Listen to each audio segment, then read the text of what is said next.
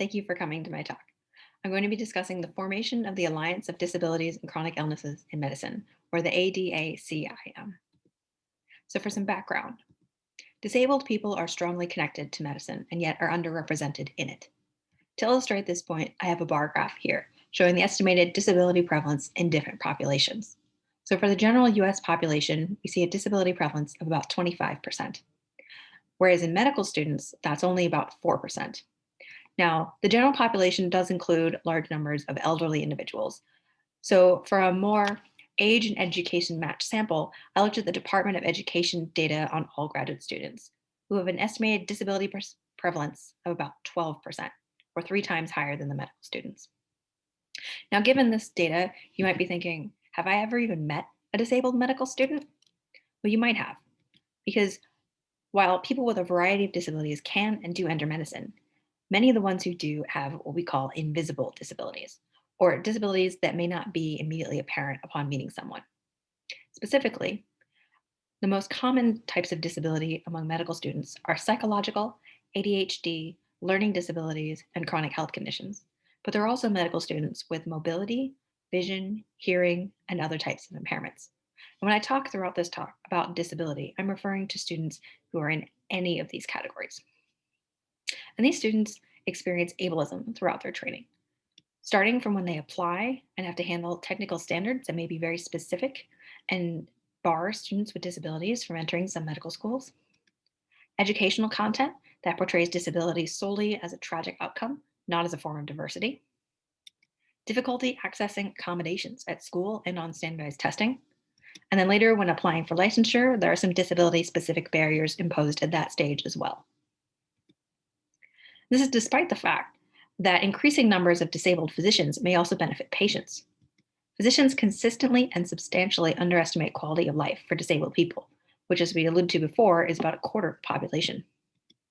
And studies do suggest that increasing the representation of disabled people in the medical profession may help with health disparities that this population experiences. Despite these potential upsides and the issues addressed earlier, support for disabled students has been limited and without national coordination. Policies can vary widely between schools, and no national organization has existed for students to educate themselves and others, to share ideas for accommodations, or to advocate for their rights. So it is from this that the Alliance of Disabilities and Chronic Illnesses in Medicine was formed. It was established in the summer of 2020, focusing on community development and advocacy and accessibility, involving resource sharing, technical standards and curriculum reform, and research. So what have we been up to? Our membership has grown quite a bit. We have over 70 members and we're still growing, including both students who self-identify as having a disability as well as allies. There are also established chapters at many medical schools and affiliated with existing student groups. And a sample of some of our institutions are listed here. We've been working to connect our members with relevant groups, events, scholarships, and networking opportunities. And we're now collecting information from members about accommodations they have received and how best to discuss these accommodations with schools and licensing exam bodies.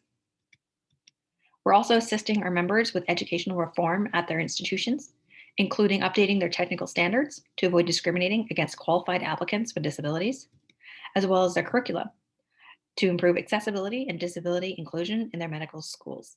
And that involves both changing what students are taught as well as how students are taught.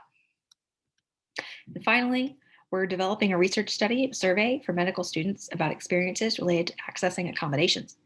This would be different from previous literature that has asked administrators about their students registered for accommodations, and instead will be able to capture the experiences of students who may not have disclosed their disabilities to their organizations, or who may have disclosed but not been able to secure accommodations.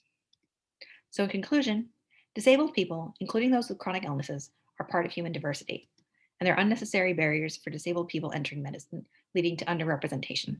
And here I have an illustration of a person wearing a white coat, shown from about shoulders to the waist, and they're wearing a stethoscope that has a disability icon on the bell.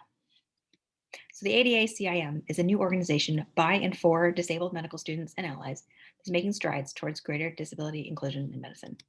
We welcome new members, so please contact us at adacimed@gmail.com. I'd like to thank all of our members and our affiliated organizations, as well as mentors who've helped make this possible. Thank you.